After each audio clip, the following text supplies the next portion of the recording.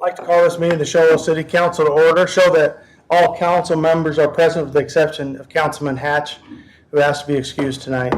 Thank you all for coming tonight. And just don't forget we meet on the first and third Tuesday of the month, and you're welcome to show up at all those. So tonight I've asked Councilman Clark to lead us in the invocation, followed by the pledge by Vice Mayor Kakavis. If you'd like to stand to join us, you may do so.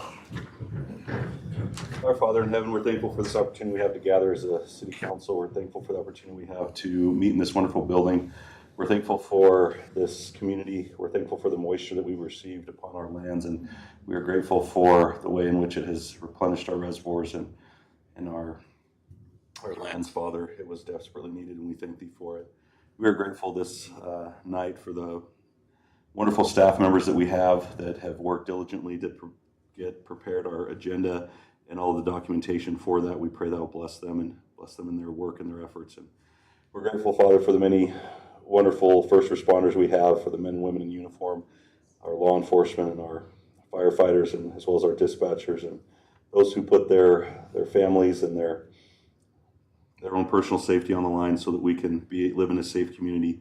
We pray that Thou will please protect them and watch over them, make it sure that they return home safely to their families this night and throughout their careers.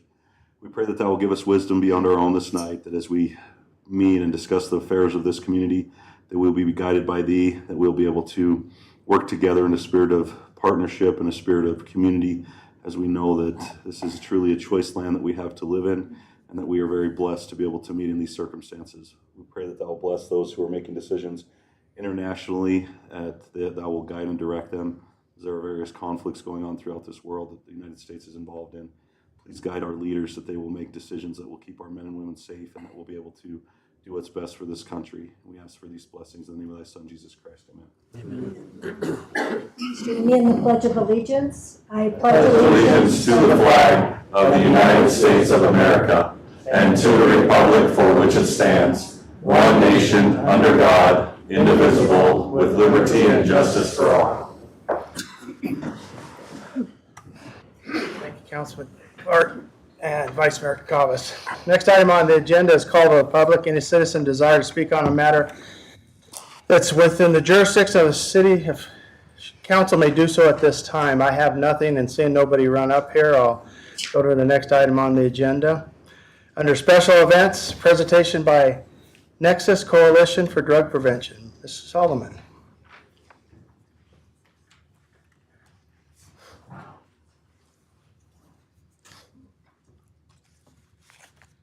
Camera shy? Very camera shy. Thank you very much for having me tonight. For those of you who don't know me, my name is Vicki Solomon. I'm the Executive Director of Nexus Coalition. Born and raised in Heber Overgaard. Had to go to school, high school in Taylor, Snowflake, and found a Taylor guy, and I've been there for about 35 years. And we have a burial plot, so I think I'm here to stay. So I'm happy to serve Navajo County and the neighboring communities. I just wanted to come and just show a quick update on Nexus Coalition and the different work that we've been doing throughout the county. I took the organization over about 7 years ago, and we've expanded it from 2 people to now we have 6, and we went from 1 grant to now we are servicing 7 different grants. So it's not showing up on the TV. There it is. So I just wanted to we'll just review this real quick. So the mission statement is community collaboration striving to build a healthy, substance-free environment for youth. And the 2 different goals that we exist is to reduce substance use and increase resiliency among youth. What we are seeing in the communities is that the kids are really, really stressed about several different things, and we got together and decided that if we help build resiliency, maybe that will help them.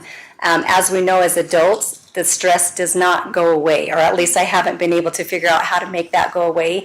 So each of us have to learn how to deal with that stress. And rather than turning to drugs and alcohol, we're trying to give some tools to the youth and see if we can help them figure out what works for their stress levels and being able to control those. And then the second part is what I'm doing tonight is establish and strengthening collaboration among community organizations.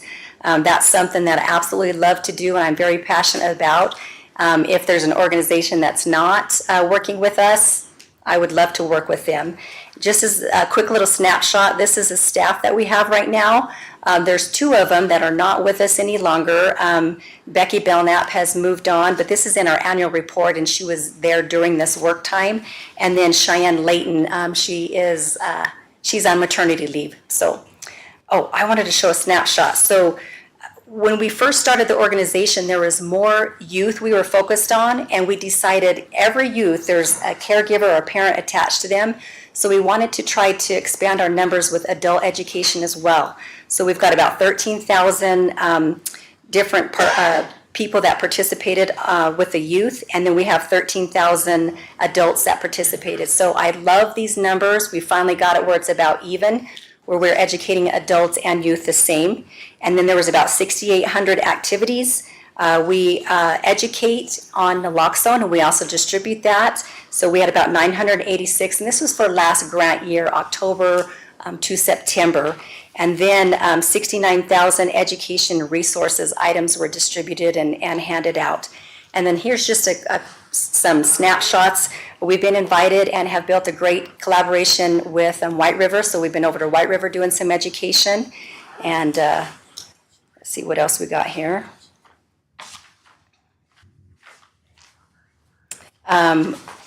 We love collaborating with things that are already going on in the community, working with our schools.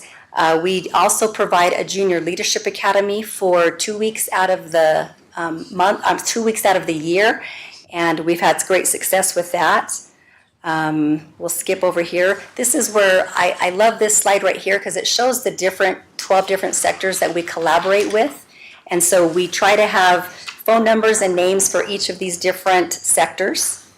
We work with Arizona HIDA, and we've been working with him on a program I'll show you in just a second. But this right here is some snapshots of our Junior Leadership Academy. Navajo County Courts, Navajo County Sheriff Department is a great supporter.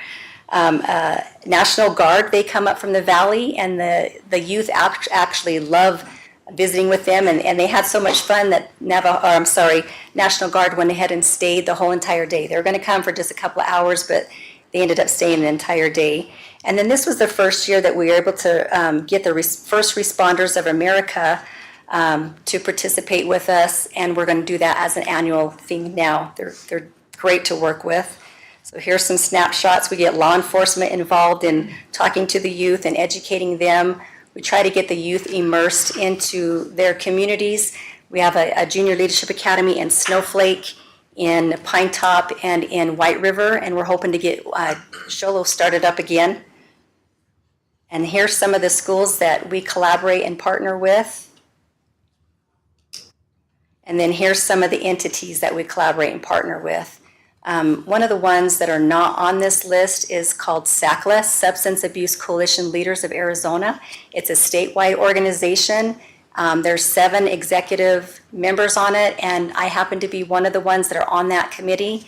And there's about 28 coalitions throughout the state of Arizona that participate in that. So it brings Navajo County on the map, and it's a great collaboration with them. And then here's the naloxone Leave Behind program that's throughout Navajo County. It's been great working with Arizona HIDA. Randy, you guys probably recognize Randy.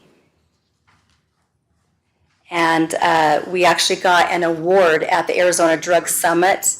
We also got an award at the Snowflake Chamber Nonprofit of the Year, and then Businesswoman of the Year. I hate bragging on myself, but it's for the organization. It's for the organization. And then what we're looking forward to is starting another drug-free coalition. And we've recently got that up and running. It's the Connection Coalition, TCC. And we're working on a drug-free grant right now that's going to cover a different part of the county. We've got some gaps throughout the county, so we're just trying to fill those gaps. We're expanding into Holbrook, Heber, Overguard. We've been invited to White River, also Indian Wells and Dealcon. We've been providing services there. And then we're also going to look to do some more pro-social events.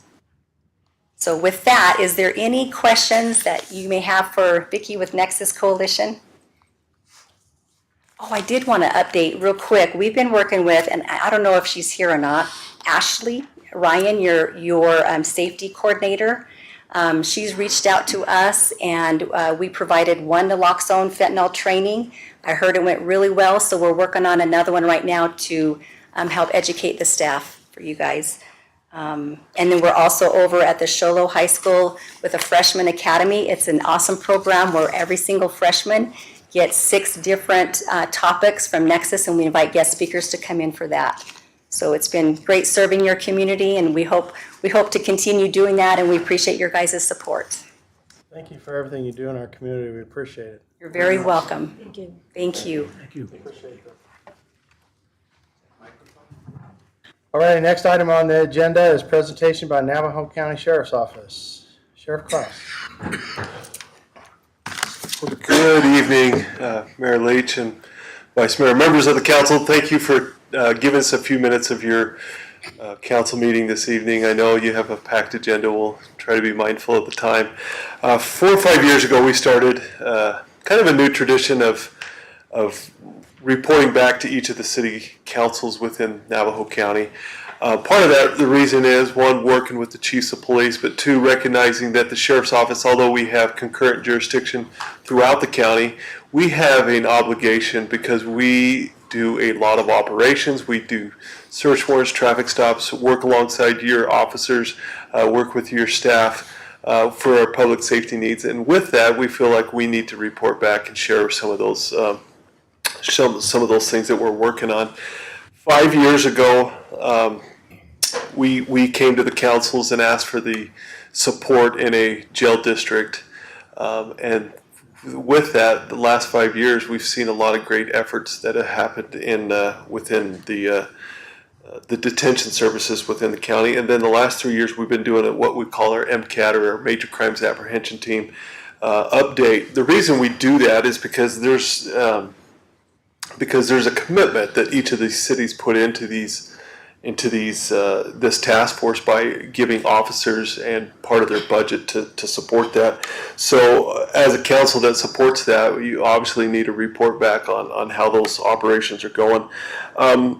Chief Swanee is going to come up and give some statistical information on MCAT and some different grants. I was just going to introduce them and the topics tonight, but there was 3 or 4 areas that I wanted to report back that and recognize the work that your chief provost and his staff have been. And truly, sometimes the word partnership is thrown around in government, sometimes freely and loosely, but truly I feel that the working relationship we've had with the city of Sholo, and more specifically the police department and your chief and his staff, has been tremendous over the last 3 years. And because of that, you're seeing great strides and things that we've been trying to accomplish over the last decade that we're able to finally put into ground. And one of that being this communication center and some other things that have gone along with that.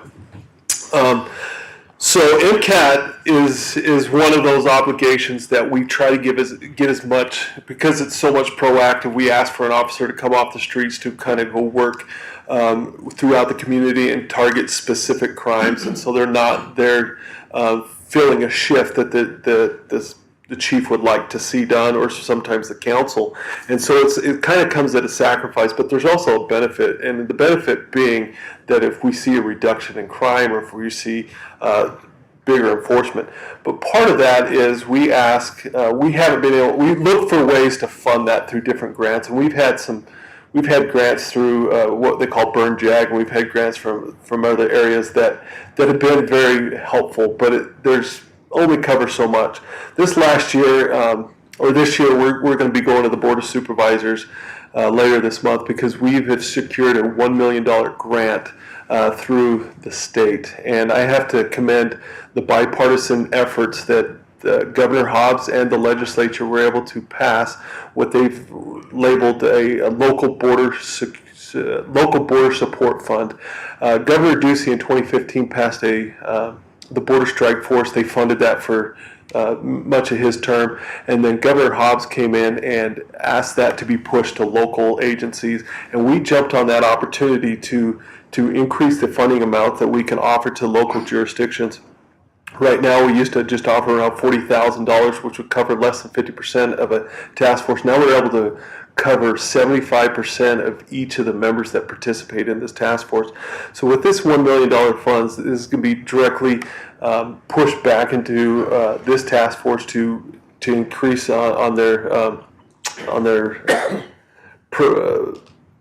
proactive enforcement efforts throughout Navajo County. Another big success that we've seen working with your agency or your police department, last year we secured another border-related grant through the state, which was through DEMA, which was for $8 million, and a lot of that which we pushed towards capital projects for our radio infrastructure. And that, you've heard the terms regional dispatch for a long time, that we've tried to get the city of Show Low and county to merge these and to work together on that. Part of that had to do with infrastructure and all these different wires and fiber optic and all these things but Chief Provost knows a lot about, that he was trying to bring me up to speed on. With this grant, we were able to secure a lot of, over $3 or $4 million of that is going to go straight into infrastructure for our agency to work with yours. This last year, we've been working on our criminal investigations team, working closer together. We received a $120,000 grant. Some of these for equipment, overtime, and training. A lot of these times when we have a serious incident like Bike the Bluff, that was a very hectic day, and it's going to take a lot of hours after the scene to do the investigation, do the follow-up, and all agencies have to come in there, and it comes at a sacrifice for these agencies, not only the overtime but the equipment. With this grant, we're able to bring a lot of relief to these agencies, that when Show Low calls or county calls, that they can send these and knowing that it's not going to be a strain on their budget, and that the state was able to help us out with. So in just the last 3 years, we're able to secure 3 of these grants, which is well over $8 million, and a lot of that's being shared to each of the municipalities.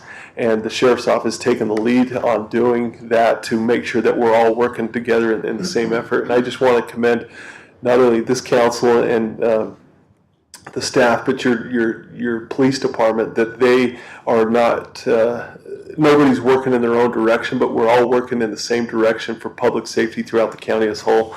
Also like to recognize Supervisor Seymour being here as a member of our board that has been very proactive in our criminal justice council. And with these types of opportunities that have been presented to us, we have made great strides in our jail with our reentry programs. We're making great strides with our communications and now our enforcement activities, and we're starting to see that, and Chief Swanee is going to give some of those statistics. But just kind of the whole point of the evening is to point out that public safety throughout this county is working hand in hand and looking for better ways, not only on our return of investment, but for these communities to continue to grow and to strive in the safe environment that we've been so used to. And with that, I'm going to turn this over to the chief. He's going to give us that, and of course, open to any questions you may have about any of those things we presented tonight. Get out. Somebody come down there and help you out, or what? Yeah, not sure if it's because of my weight or if it's the or age. Yes, that's. Well, Mayor, Vice Mayor, Council, staff, thank you very much for giving us this opportunity. There's not much I enjoy more than coming and standing in front of the council from my hometown here and talk about the Sheriff's Office, talk about MCAT. So I'm assuming you guys all see the same thing I'm seeing here. Okay, right on. This is going to cover the 2023, like we've done each year, kind of go over a quick overview. It's tough to cover what these guys do throughout a year in just a couple of minutes worth of presentation, but we'll give it a run here. So the first slide here, we changed it up a little bit. We put 22 and 23 kind of side by side there, and you can see we had a little bit of a reduction in the methamphetamine that was seized, a little reduction in heroin, a reduction actually an increase in cocaine. And then the thing I want to talk about, what everybody's asking about, is the fentanyl pills. So as I've talked about before, each year we have had dramatic spikes of the amount of fentanyl seized here in our county. It's gone from 30,000 to 600,000 to 2.1 million, and that's where we were at last year, is 2.1 million fentanyl pills were seized by our task force officers here in this county, by MCAT, which includes the canine handlers as well. Over there on the right-hand column where it says fentanyl pills, that's showing 1.8 and some change. What we are seeing this year that we weren't seeing in previous years is the fentanyl powder now coming and the liquid fentanyl. All right, that is extremely scary for us. The fentanyl powder, basically the intent here is to, instead of putting the pills together south of the border and smuggle them across, they're smuggling powder, which is even smaller than the pills, getting that across the border and then setting up pill factories stateside and pumping it out, basically putting in the manufacturing on our own ground. But still, the originating ingredients are still coming the same route: China, Mexico, Arizona. So if you add up all that with is equivalent with the pills that we seized, the 10,000 pounds, or I'm sorry, the 2.4 pounds equating to 10,000 pills, and then 117 gallons of fentanyl liquid. This comes out to 2.3, just a little over 2.3 million fentanyl pills equivalent to. So again, we're not on a huge spike, but it's still an incredible increase from last year. And like I said, this fentanyl powder and fentanyl liquid is something that is very new to us. There's a lot of intel that's being gathered about these two different methods, and I'll be honest with you, it's a little scary. The next one here, in the proactive enforcement, our arrests were up from 228 to 243. Agency assists were down almost by a little over 100 there. A lot of that has to do with our staffing, although we still had more arrests, but our staffing was down. Shola wasn't able to have somebody on the team after Officer Naranjo went to another agency. He left there. PD wasn't able to put somebody on at the time, which is completely understandable. And then we were in and out with Winslow because of staffing issues as well. But still, nonetheless, they had an increase in overall arrests. Their drug trafficking organizations just a little bit down from last year. Search warrants just slightly down, but again, a lot of work goes into those 61 search warrants that they got last year. I think I've described this before as 61 may not seem like a lot, but every one of those warrants, there's hours and hours and hours of investigation ahead of time, and then there's hours afterwards examining the evidence that is captured from that. So one search warrant could relate into, sometimes up to 100 hours of man hours going into it. Just a pie chart there on the MCAT arrests from 22 to 23. And these are actual physical arrests that the detectives put handcuffs on people. So these are proactive efforts. MCAT agency assists kind of broke this down a little bit different than we looked at in previous years.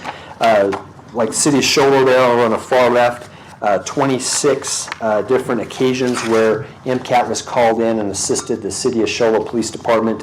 And then it kind of breaks it down across the board there. The next closest to them is Navajo County Patrol, and probation is right up there in the mix. We work very close with all the partners and agencies here in the county, to include Navajo County Probation. So a couple of quick stories here. In April, MCAT participated with Pine Top PD, Snowflake PD, Shola PD, everybody, DPS Criminal Investigations, the Gang Task Force. There was a kind of a problem drug dealer here in Show Low. They're all problems, but this one was a specific problem. And they all got together, started working this case, ended up making a operation out of the deal that resulted in 19 arrests, 5 search warrants served on residences or hotel rooms here in Show Low. 3 warrants were served on electronic devices, 1 firearm seized, 643 grams of methamphetamine, and here's the kicker, 2,375 fentanyl pills. Many of these subjects had already been arrested 2 or 3 times for other drug offenses.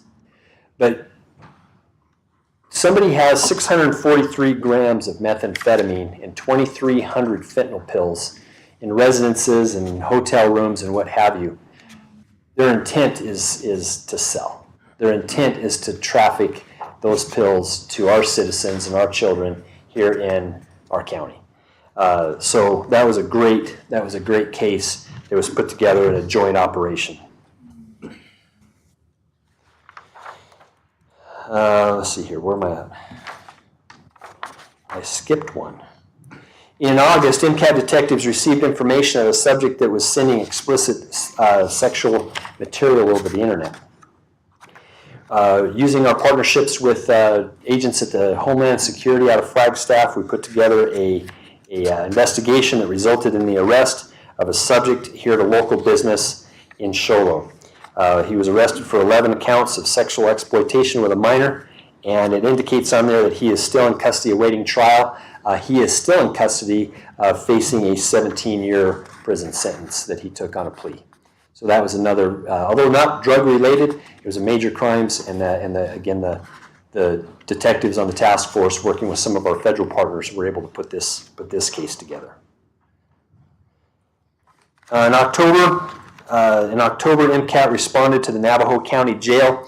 We had a report from our detention staff of a couple of people that had overdosed or had shown signs of drug use while in the jail.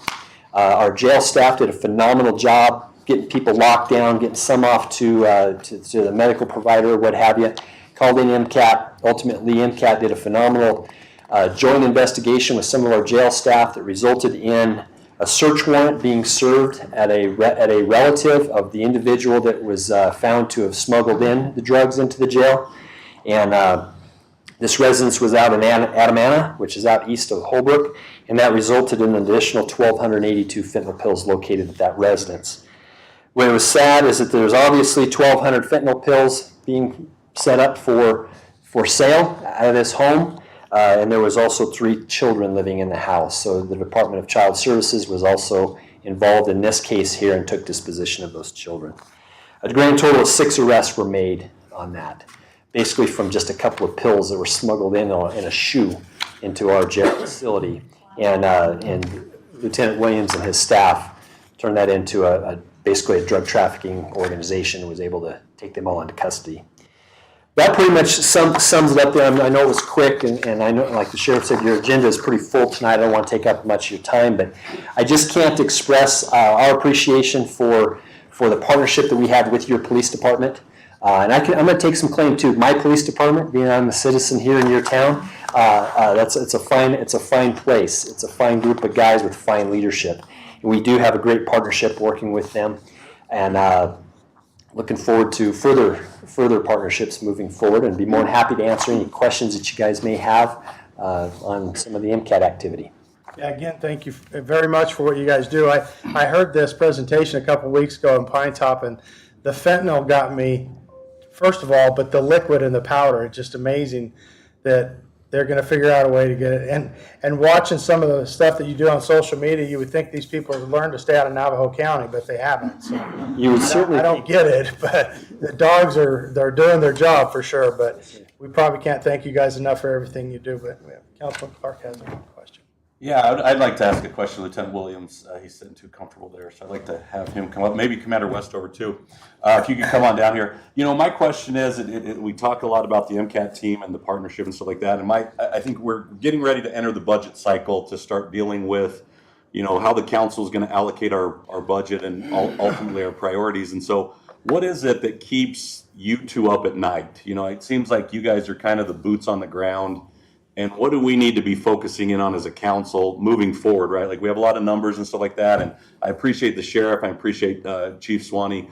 But I'd like to know, you know, the chief talked about it was 60 something warrants, right? Where we're doing that. It looks like I'd imagine Lieutenant Williams is probably one of the guys kicking in the doors and going in there and doing that. So what is it that keeps you two up at night, and what do we as a council need to be prioritizing so that we can really, you know, Vicki talked about the drug coalition, and it's like, what do we need to do to stem the tide so that we can hopefully combat this in an effective way so that our communities don't turn into some of those other communities that we see on the news? Well, I think we're kind of doing that process right now with combining efforts between the local police departments, with Vicki doing presentations as well.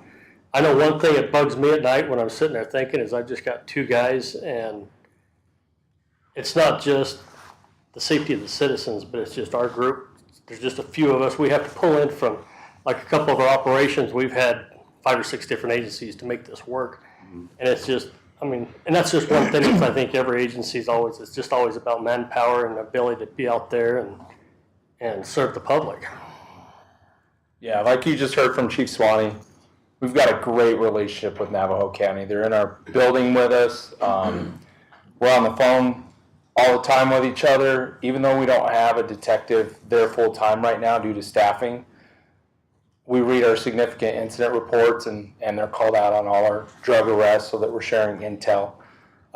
We've got a new analyst that's exciting. He's a former lieutenant with Show Low PD that's a phenomenal thinker, and he's getting up to speed on analytics to share intel more effectively and to exploit things that we haven't been able to exploit in the past. But it's getting those warm butts in seats, for lack of better terms, to get them more full-time people.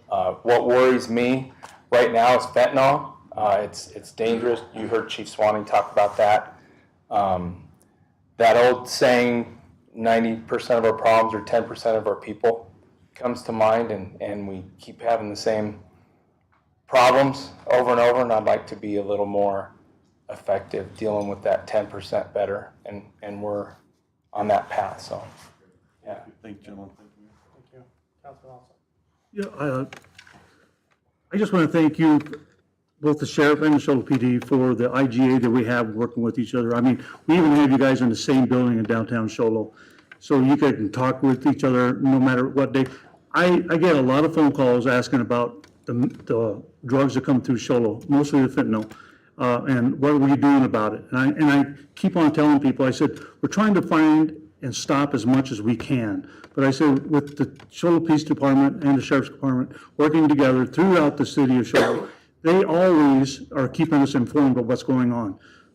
We like to see the numbers go down, but you know, I grew up in the 70s when marijuana was the main thing, and we were trying to stop that. Now, that's just a minute of what we have now and what this stuff can do to kill people.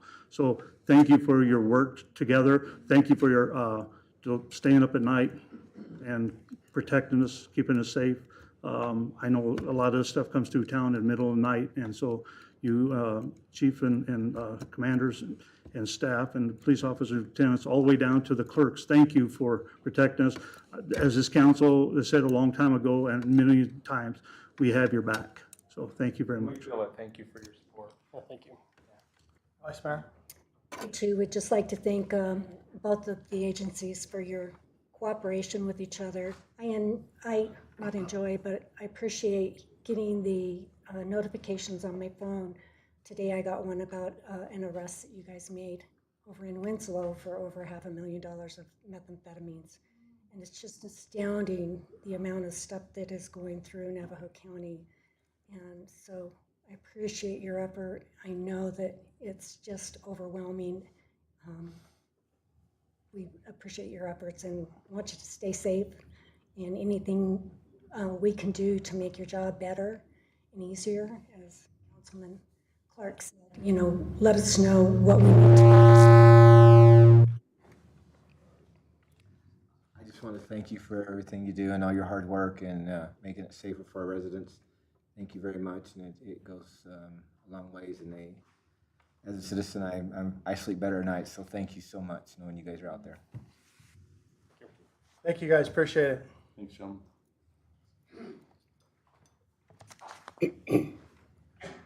All righty, next item on the agenda is consent calendar. We'll consider of approval of a final plat for Bison Twin Homes, consideration of a non-commercial hangar development and ground lease, consideration of acceptance of the Pool Hollow subdivision water line, consideration of the minutes of the Show Low City Council, March 5th, 2024. I entertain a motion, or somebody want to pull anything? So move. I have a motion by Councilman Alsop. I need a second by Councilman Adams. All those in favor of the motion? All those opposed? Motion passed. Next item on the agenda is a public hearing of consideration of application submitted by Robert Paul Rose on number 12 restaurant liquor license on behalf of Persnickety's Cafe for its location at 161 East Dusa Clubs, number 11, Show Low, Arizona. Mrs. Hall. Thank you, Mayor and Council. Robert Paul Rose, representing Persnickety's Cafe, submitted a liquor application for a number 12 restaurant liquor license for its location at 161 East Dusa Clubs. As required by state law, the property was posted and no public input was received. The Show Low Police Department conducted a background check on the applicants and found nothing amiss. The Department of Liquor Licenses and Control conducts its own internal investigation and background checks. And based on the investigators' findings and the recommendation of the City Council, the State Liquor Board will decide whether to approve or deny the application. And just note that if the City Council chooses to recommend denial of the application, the motion must state the reasons for the denial. Also, Robert Rose is here if anybody has any questions for the applicant. Thank you, Ms. Hall. At this time, I'll open it up to a public hearing. Seeing nobody move, I'll close the public hearing, turn it back to the council for questions or comments or motions. Councilman Clark. I'll make a comment and then probably a motion unless anybody else has any questions. I feel like I should probably declare conflict because I eat at Persnickety so frequently, and I have a vested interest of not getting hit when I try to park at Little Caesars parking lot and Frogger across the road to their old location. So, but I want to thank Robert and his wife Nikki and their trusting this community to to venture off from a probably a smaller location. Rent was probably a little cheaper, and it was the safe thing to do. But they've moved from their current location to a much bigger, more parking. And Robert served in the Show Low Chamber of Commerce. They've been an active participants in our community, and it's great to see businesses when they come in and they flourish like this. I think we talked about my mind went blank, the entrepreneur incubator and also the commercial kitchen, and it feels like Robert and his wife are people who would be able to benefit from something like that, right? They start off in a small business and then they grow and they're flourishing. So I like to see that, and I just like to commend Robert personally for doing that and trusting our community. And with that, I'll move to recommend approval to the State Liquor Board of the application submitted by Robert Paul Rose for a number 12 restaurant liquor license on behalf of Persnickety Cafe for its location at 161 East Dusa Clubs, number 11, Show Low, Arizona. Got a motion, got a second by Councilman Alsop. All those in favor of the motion? All those opposed? Motion passed unanimously. I went over there today, Robert, and the parking lot was jam-packed. Now I'm confused on what happens when somebody goes into that other building, because you're going to run out of parking again. So good job. I haven't been in there yet, but I'll be there soon. But good job. Appreciate that. All righty, next item on the agenda is consideration of ordinance number 2024-02, amending chapter 16.55 of Show Low City Code and adopting resolution number R 2024-12, declaring as a public record that document titled revision to chapter 16.55, registration of short-term residential rentals of the City of Show Low Code. Mr. Tergascus. Thank you, Mayor, members of council. This is the first of two items agendaed this evening to discuss short-term rentals and fees associated with. The first item, as read, is for code revision to our existing city code regulating the short-term rentals. The second agenda item, which is directly after this, will be related to fees and adoption of a schedule for fees there. A little bit of background at the City Council retreat held on October 25th of 2023. Staff presented information related to short-term vacation rentals. Included in this presentation were concerns from property owners near vacation rentals and law enforcement concerns. In response to these concerns, staff has prepared revisions to existing city code related to short-term rentals as found in Chapter 16.55, titled Short-Term Rentals and Vacation Rentals, to the Show Low City Code. It's important to note that state statute restricts cities and towns from prohibiting short-term rentals. Just to emphasize that sentence, the city, by state statute, is not allowed to say, no, we will not have any short-term vacation rentals within the city. That is prohibited by state statute. We can, however, enact reasonable regulations associated with them, and that's what we're here tonight to do. The proposed revisions are consistent with all provisions of Arizona law and will regulate residential units rented for transient lodging. Transient lodging is defined as less than 30 days. Some highlights of the proposed changes are the implementation of an annual permit fee, which will be used to offset the cost of purchasing software to track short-term rentals, and personnel for enforcement of the code. An emergency point of contact, which must be available within 60 minutes upon the request of law enforcement, specifies grounds for permit approval, denial, and suspensions, set forth prohibited uses for short-term rentals, and creates and clearly sets forth penalties for non-compliance. Again, state statute requires that we allow short-term rentals. What we're talking about tonight is the regulations that would apply to those. It's important to note that we do have an existing code.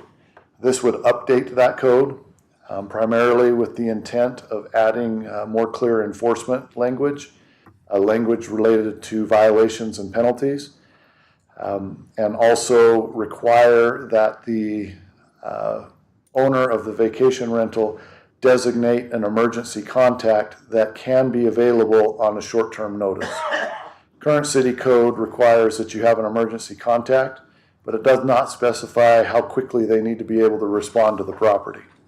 The intent would be if there's an issue at the property at say 2 o'clock in the morning, that there is a local person that can respond to the property within a specified time frame by law enforcement. This is based on the model ordinance that was prepared by the Arizona League of Cities and Towns.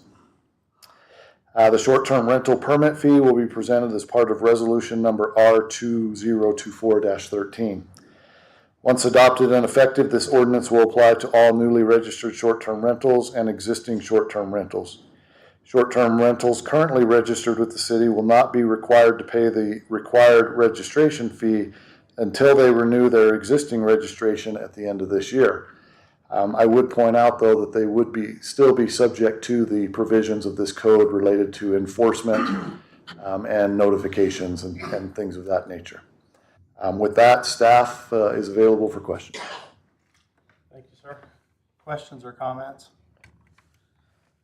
I have a quick comment. I think the one that we had before was kind of to try to get people to sign up for it, correct? At no fee, just so we know who to contact in case of an emergency, correct?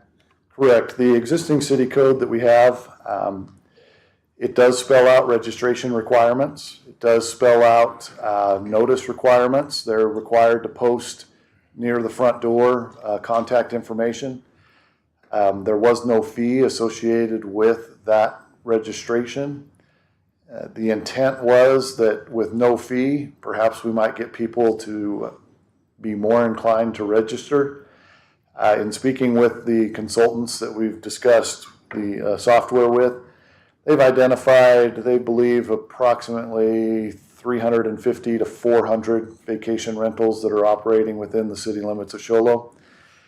We have about 126 at last count that have voluntarily registered. So approximately a third voluntarily registered, which when we have the conversation with these consultants that provide this service, they actually said that's a pretty good number. However, there's still a fairly significant gap between the number that have registered and the estimated number here in the city. The other question I have, if we adopt the resolution, the one after this for the fee, I think it was a $150 fee, and I think it's yearly fee. If the property owner doesn't pay that, what happens then? So under the penalty provisions as included in the proposed ordinance before you this evening, once it is discovered that they are operating without a valid permit, they would be required to shut down, and there are fines that are associated with that. Any other questions? Councilman Alsop. Justin, okay, so in the topics of yours that you just got done reading, we're trying to get somebody to answer. If there is any type of complaint, that we can try to get somebody to answer within 60 minutes, correct? So the intent there is an emergency type complaint. I mean, if the police are called to a property, again, at 2 o'clock in the morning, and there's a pretty significant incident that's taking place there, probably want to have the owner's representative available at the property at that point. If it's a minor issue that can be resolved the following day, we would not necessarily have to have the emergency contact show up within those 60-minute required time frame.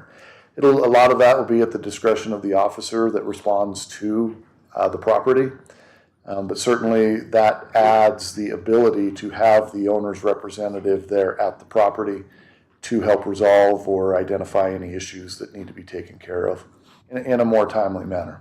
You know, because May I interject real quick? What's proposed is that in an emergency situation, that there be response within 60 minutes. In a non-emergency, there's 24 hours proposed for response. Thank you, Anna. Question then, Justin. Most of the stuff I read and talk to people about, it's not, a lot of it is late night noise, garbage, junk like that. What do we do to try to get them to mitigate that type of stuff that goes on with the rentals? How do, the 60 minutes if something major is wrong, but if you just call a police officer because they got noise going on at midnight, they're going to come down, but, taking care of everything, trash outside, burning fire, all that kind of stuff.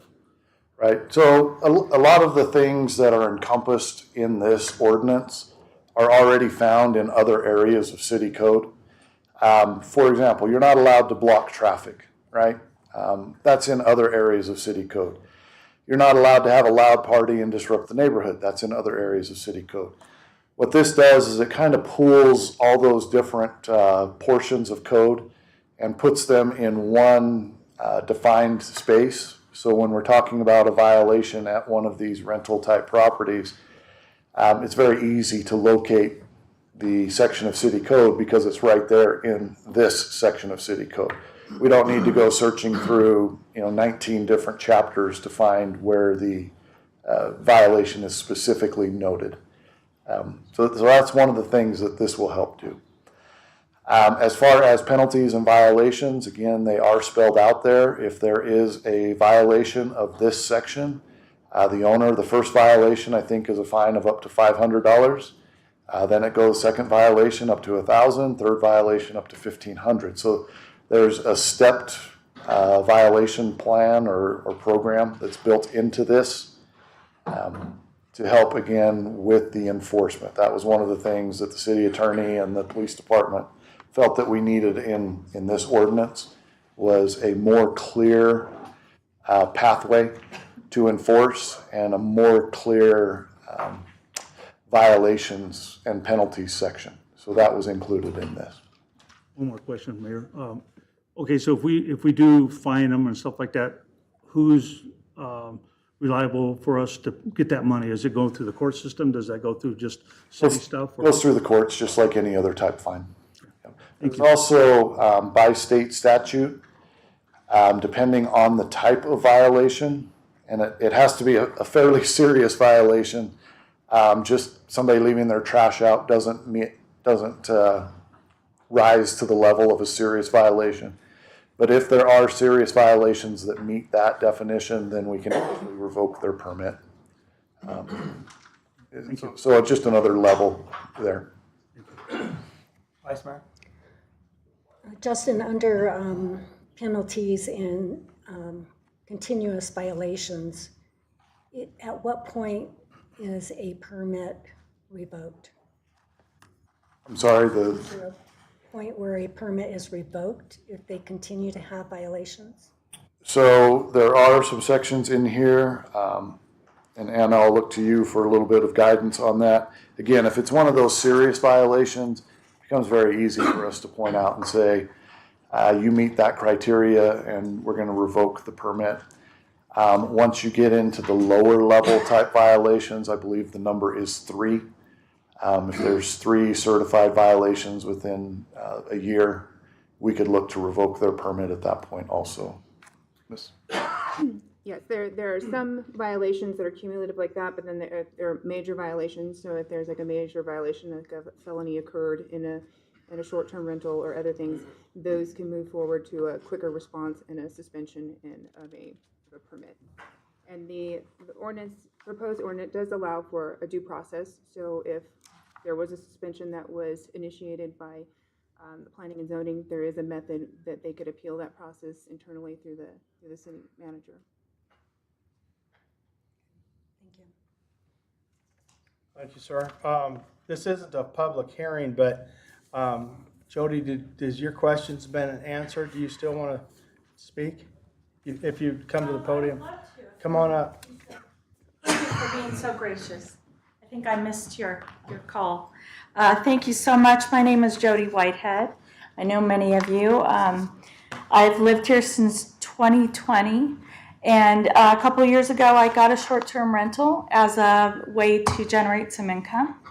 And I know there's a lot of negativity in regards to short-term rentals, but I just want to make sure that you understand that there are people like me who follow those rules and do my best to make sure that neighbors are happy, that I'm following the law, that I'm following the rules, that I'm paying my taxes. And I just want to encourage you to think when you do decide on what that fee is going to be, that you would think about the people with the small businesses like me, where a big fee like $250, that would be significant to me, and that would be harmful to me. So thank you for this opportunity to share that with you, and I just want to thank the city for what you've done for short-term rentals. And I know that 3%, I got an email today, and that 3% fee that we started last year brought in $131,138 in a 7-month period, and that is specific for supporting tourism. And so I think that's a great thing that we're doing. And just remember that there are short-term rental people like me who have the best intentions for Show Love. So thank you for your time. Anybody else like to make any comments that we didn't answer? I mean, if there's anything legal-wise, you can definitely get with our attorney. She's usually at the office every day, so, oh wait, she's going on vacation. You better hurry. She's going on vacation soon, so. Does anybody else have any comments they want to make that wasn't addressed tonight? I met with staff this afternoon to make sure we answered some of the emails. I think I seen a few people here that sent us an email. I think we addressed those emails. We all have a big concern about short-term rentals, but remember, we're complaint driven. So if it's there and there's a party and your street's blocked, your driveway, your loud noise, I think the curfew's 10 or something like that. You have to call the police department. I mean, don't call City Hall. I don't think anybody would be there, but you need to call the police department and report it. And the reason for this, what I like about it is now we know somebody to call when there is a problem. And if we have it again, then we could take their license away. We have to get to that point. So, I mean, short-term rentals, we can't tell them they can't come to Show Low. I look at it another way. People want to come to Show Low. You know, there's a lot of, it's going to get real crowded here in another month. So, but anyways, does anybody have any other comments that we didn't address tonight? Hopefully we answered some of those questions. Any legal questions, I'd appreciate it if you got with our city attorney in the next couple of days. I believe she wants to go to Greece Friday. So Sounds good? Okay, I'll turn it back to council for any other questions or motions. Yeah, have the city clerk read the ordinance. Oh, yeah, by sorry. unanimous consent. Will you read the ordinance, please? Thank you.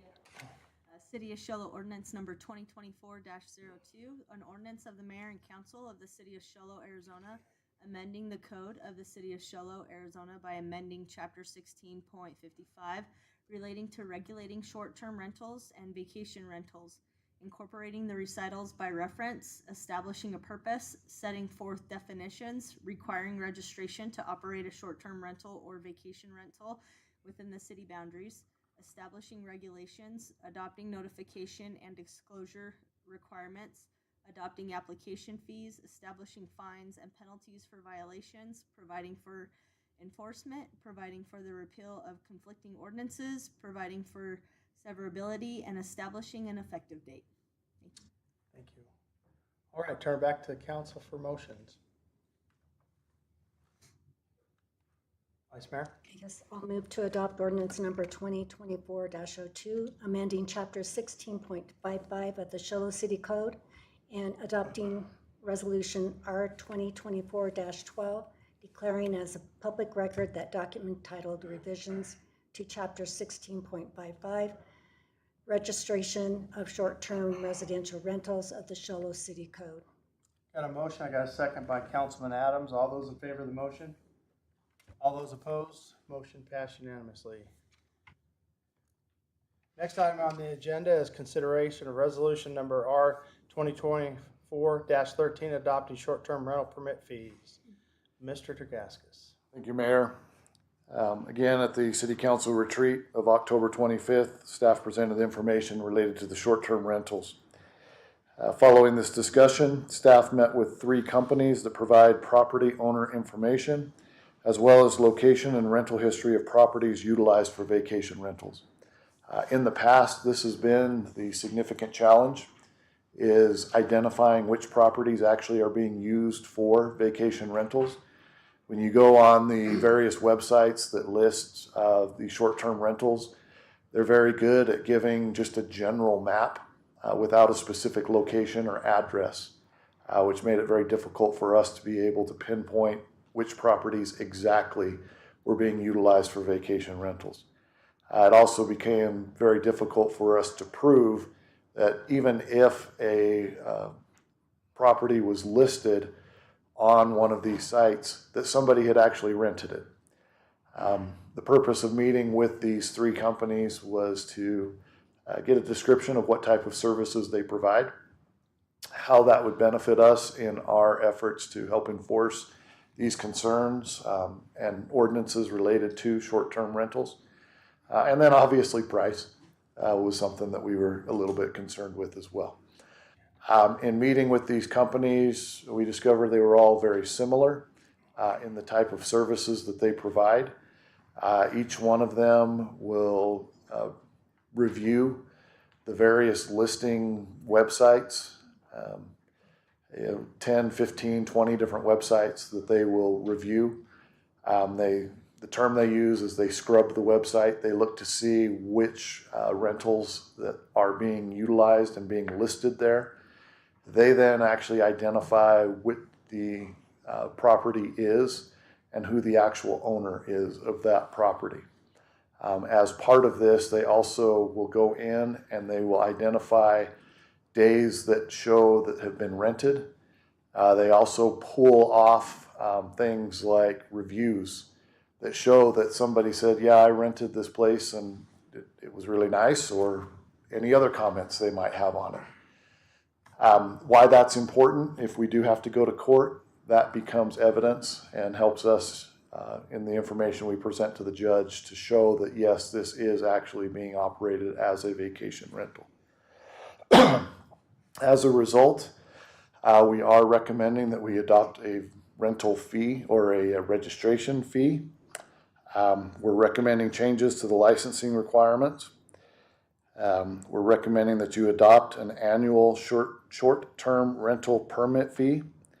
Again, state statute kind of governs this a little bit. It sets the maximum number tells us that we cannot charge more than $250 as an annual rental fee. That was referenced earlier by Ms. Whitehead.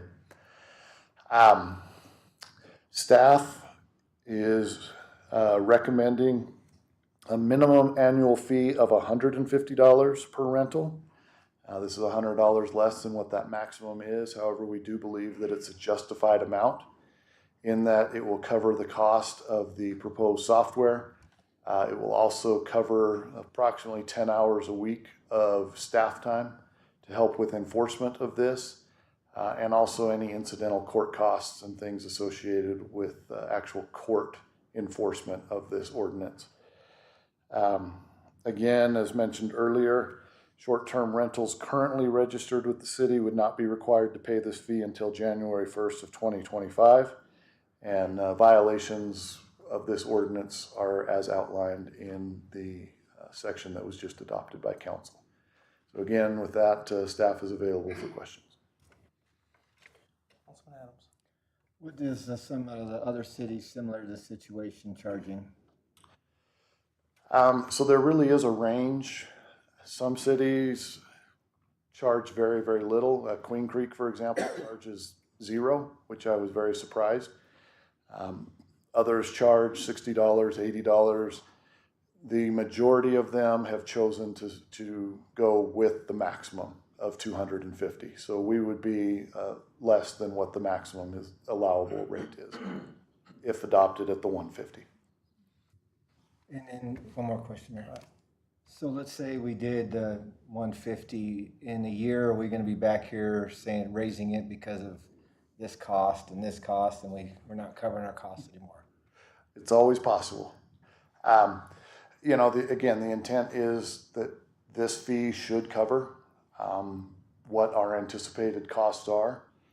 Not to say that there won't be some surprises, not to say that cost won't increase, not to say all of those different things, but the intent would be to stay as close to whatever the adopted fee as possible without trying to do as many changes.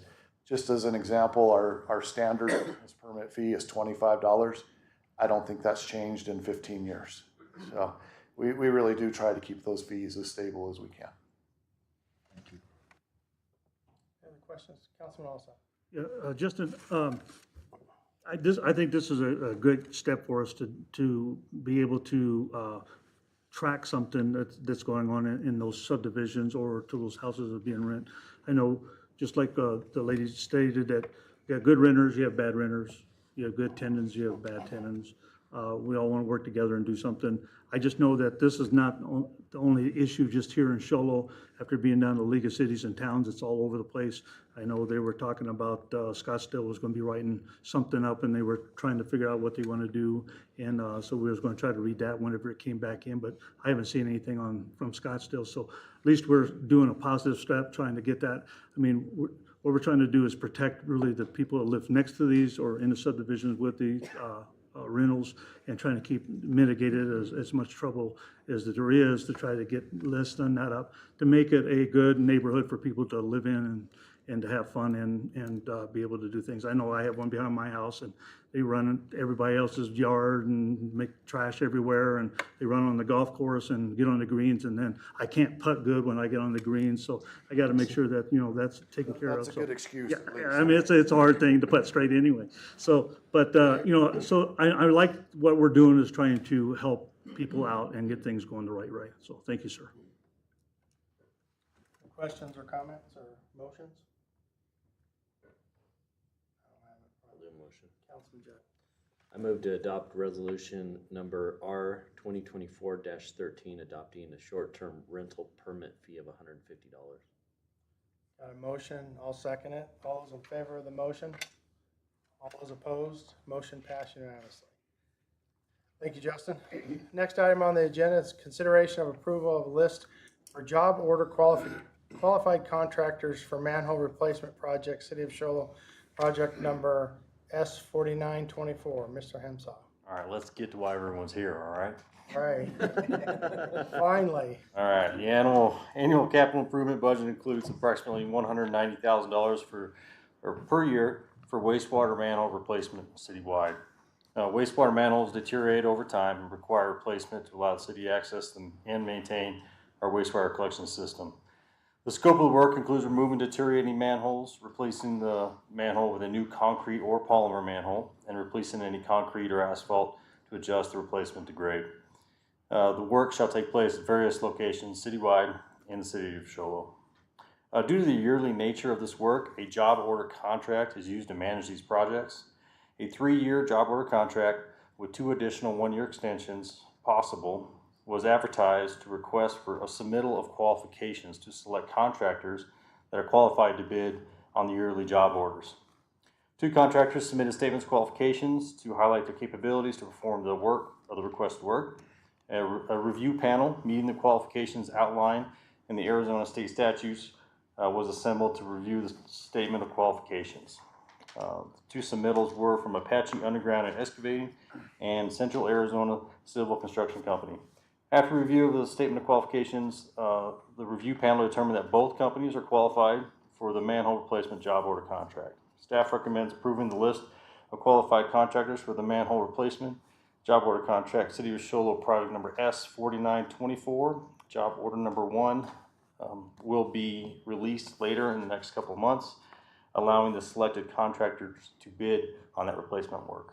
That's all I have, and I'm available for any questions. Thanks, sir. Questions or comments? I have a question. So you've got concrete manholes. Describe the polymer manhole. You bet. So in locations where we have either low pressure sewer pumping into the gravity system, or we have areas that have high H2S gases, and there are certain areas in town, those dissolve concrete at a very quick rate. So polymer manholes have been designed. We've been using them now for many years as to combat that gases. They have like a 50-year warranty versus corrosion, but they're a little more expensive. So we want to use those in specialized locations where we need the protection, but not every manhole needs to be a polymer manhole. Thank you. You bet. Councilman Austin. I don't have a question. I'll make a motion if everybody's done. Go ahead. I was gonna make a motion. Go ahead. I move to approve the list of qualified contractors for manhole replacement project, City of Show Low project number S4924.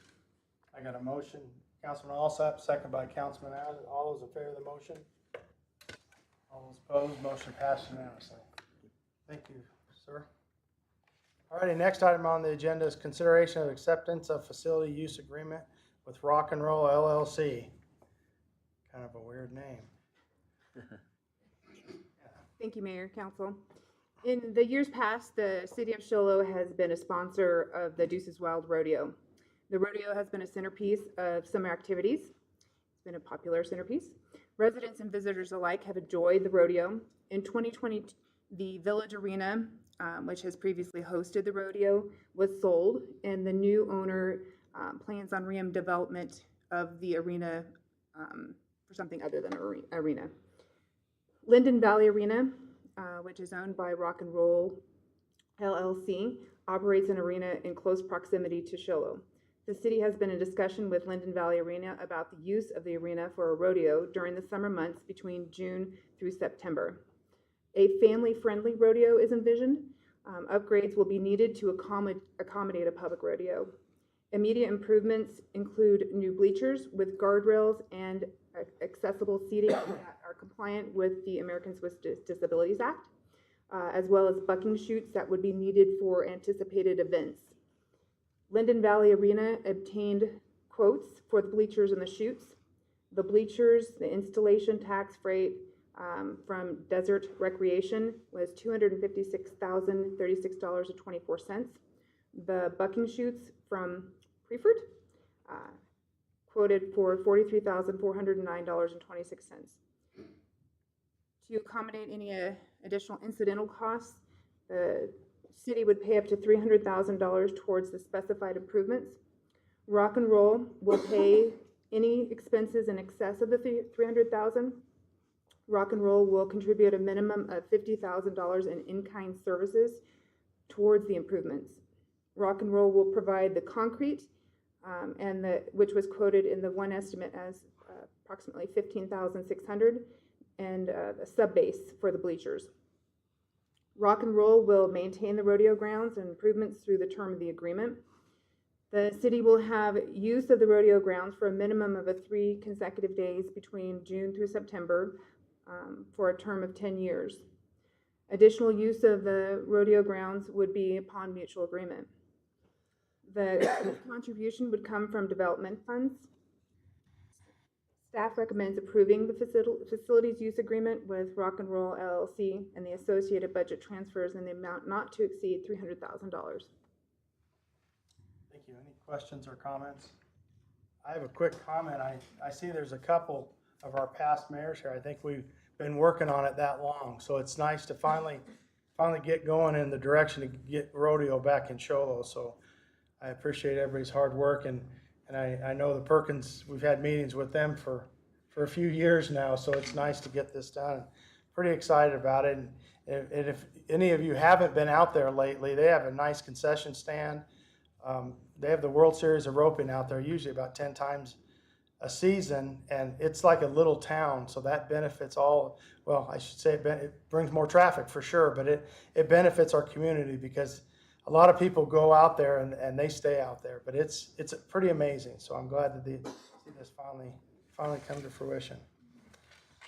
Councilman Alsop. Yeah, I have a question. And so the term is for 10 years. Is that renewable after 10 years, or is that just going to be the end, or what do we have on that? Currently, as it's drafted, it's 10 years. We are hoping to continue a relationship with Rock and Roll, with also including future improvements down the road and in future years. That would extend the term. If we invest more into additional improvements, that would extend the term. Yeah, thank you. I'm just shocked at the name. I don't get it. Bunch of cowboys, Rock and Roll LLC, but whatever. All right, any other questions or comments or motions? Vice Mayor? I move to approve the facility use agreement with Rock and Roll LLC and associated budget transfers. Got a motion? Got a second by Councilman Judd. All those in favor of the motion? All those opposed? Motion passed unanimously. Did you get yes, Councilman Olson? Yeah. Okay. Unanimously. Okay, next item on the agenda is consideration and acceptance of resignation of City Councilman Mike Alsop and discussion of appointment of a new council member. Mr. Brown. Thank you, Mayor and Council. I'm going to turn the time over to Mike at this time, but as Mike is, I think, choosing to run for mayor and he's not in the last term of his office, state statute requires that he has to resign his seat to run. So he's indicated that he would like to, I guess, read some type of letter tonight. And then after he's done, we can accept his resignation, and then we can discuss how to go about appointing the new council. You're turning it over to me then. Well,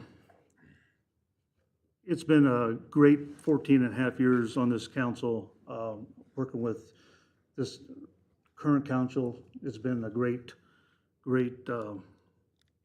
experience and fun, and we've dealt through a lot of different things in these last 4 or 5 years, and it's been great to see the growth on some of the new council members and some of the age on the old council members like myself. I just remember when I was appointed to the council back in 2009, there's one person that came up to me after that and told me just to be yourself, and you'll do great. Just don't worry about it, just be yourself. That person took me to DC, where I met with McCain and Flake and tried to get some stuff done. And he showed me the mall, showed me around DC, showed me the Capitol, how to get in and out of the Capitol. Then he got sicker than a dog, and I didn't know if we were going to make it back on our plane or not. And he came back home, and a few months after that, he passed away. And that's Mr. Gary Whipple.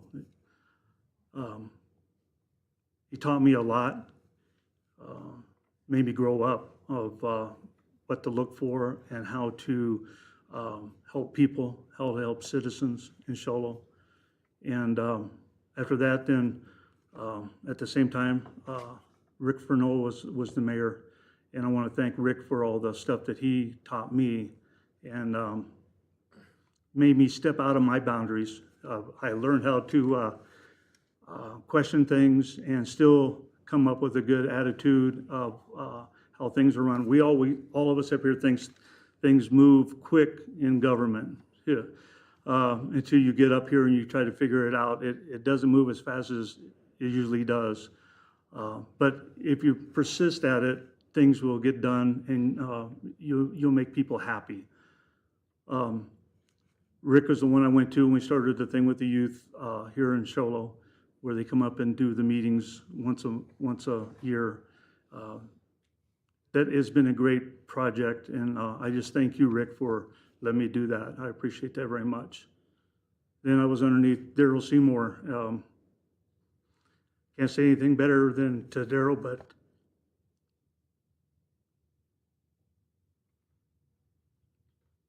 just a great guy that taught me a lot. Let me walk next to him, let me stand next to him, let me argue with him, go try to get people to come into Show Low, show me how to get things done, and really being like a brother to me.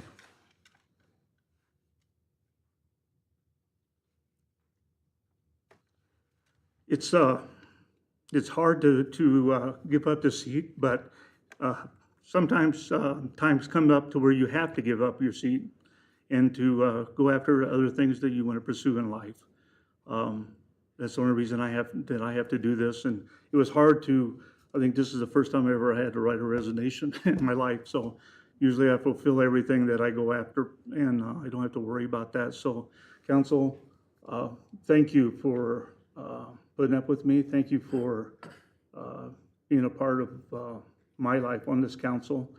And thank you for letting me teach a little bit of different things that goes on in the council. So, thank you.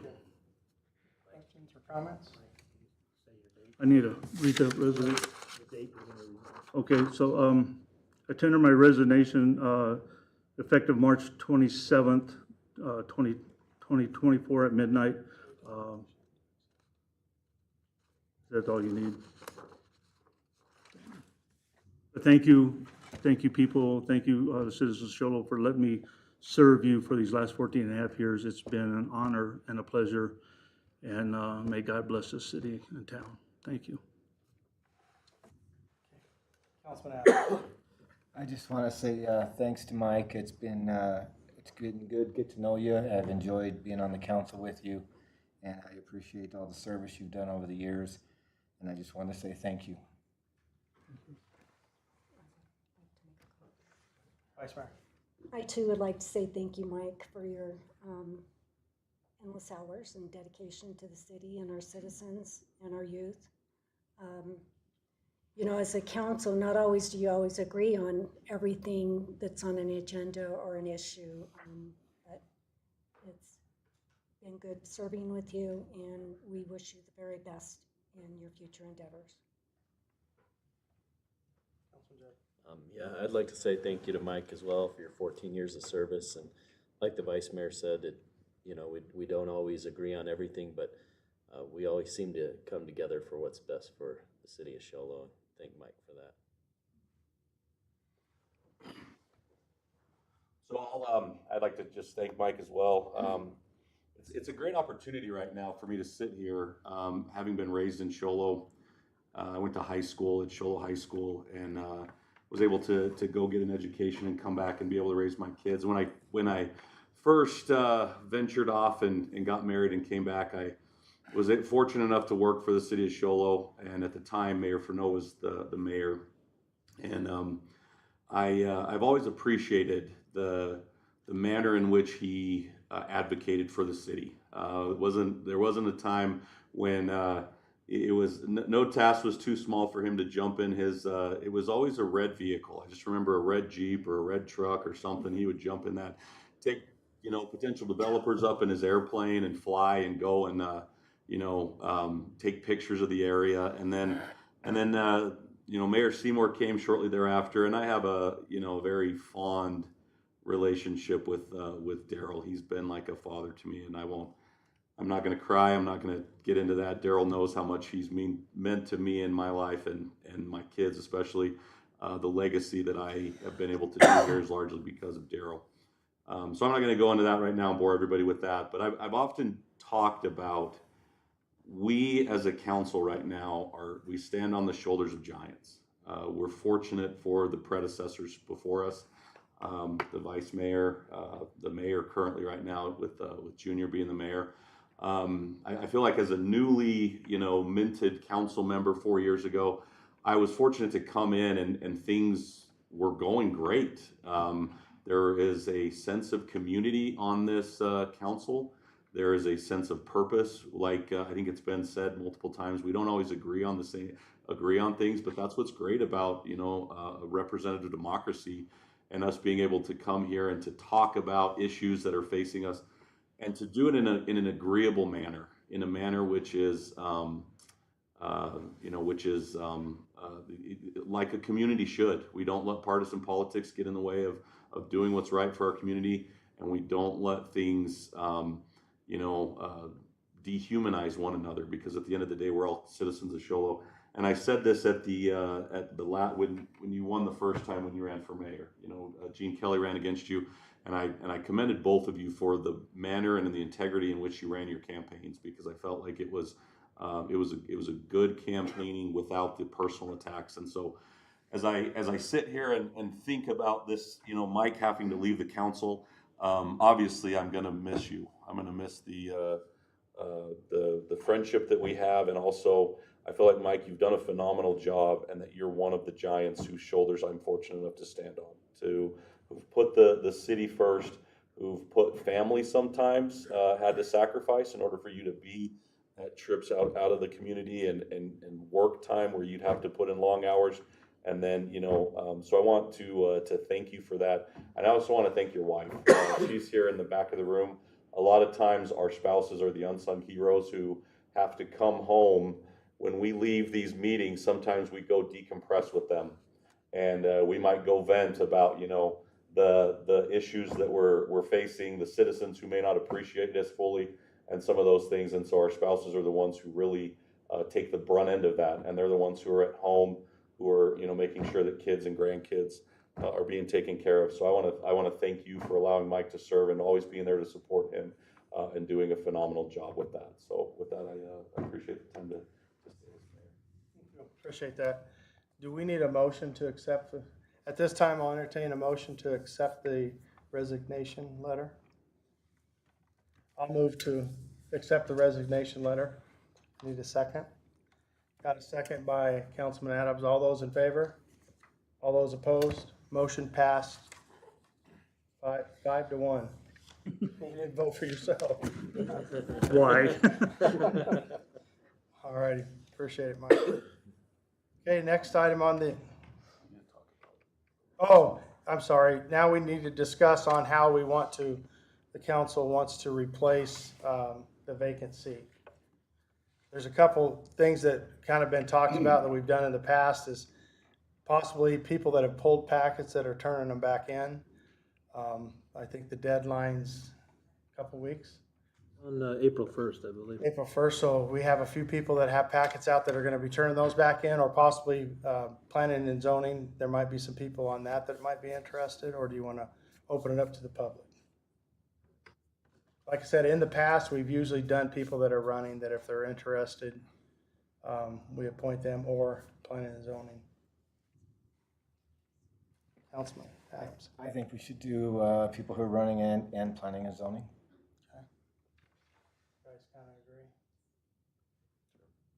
Yeah, that sounds good to me. We don't need any kind of motion for that. No, but we just talk about a little bit of the time frame, so we'd probably open it up for a week or two for people to put their applications in, and then we'd probably schedule some interviews for the 16th, I believe, of April, and then have it on the agenda that night to appoint someone. So, How many people do we have that are running besides incumbents? 5 total. Well, two Packets in. that are. No new ones have turned in packets just yet. Oh, okay. Just incumbents. But there are potentially 4 or 5 Okay. new. So we want to wait till, I think you said the second meeting In April. in April? Yeah, so we'd give people some time to decide if they wanted to do that. We can open it up to P and Z and those that have full packets and are running. And we can get a list of who's interested in the position, interview them on the 16th, and then you can appoint someone that night. Everybody be here on the 16th? Does that sound all right? Yep, that's good. All right. Okay. Next item on the agenda is summary current events. Down there? Nothing? We'll turn it over to city manager. Nobody has anything. All right, thank you, Mayor and Council. Just a couple things to bring to everybody's attention. On March 23rd, our Recreation Department has the Wild Hare 3K Color Run Walk. Takes place at 8:30 p.m. at the Show City Park. And then after that, they have the Hair Raising Fun Candy Scramble from 9 a.m. to 11 a.m. for ages 10 and under. And that's at the senior field at the Show City Park. If you want more information on those activities, call 928-532-4140. So we do have some public works projects still ongoing. We have the one in the city park, that water line replacement's been installed. We're just working on some pressure reducing valves and hopefully tying that over the next week or so. We've started on the Nicholas Park East Mills parking project. We're also getting ready to start on construction at the city campus restroom project. That's over by the pickleball courts. That'll be hopefully getting started here pretty quick. And then we're finishing up some projects at the Shoal Lake Campground on power improvements over there. So always got projects going on. We appreciate everybody's patience as we complete these projects. And that's all I have, Mayor. Thank you. Thanks, city manager. Appreciate it. Oh, and sorry, Mayor, I did want to mention, I don't know, the community's probably heard, we did have Floyd Gilmore pass away this last week. And as you guys know, we just recently had honored him in a council meeting. I believe it was for 50 years of service to the city, digging graves and beautifying the city and taking care of the water system in the city at one time. So just our condolences go out to him and his family.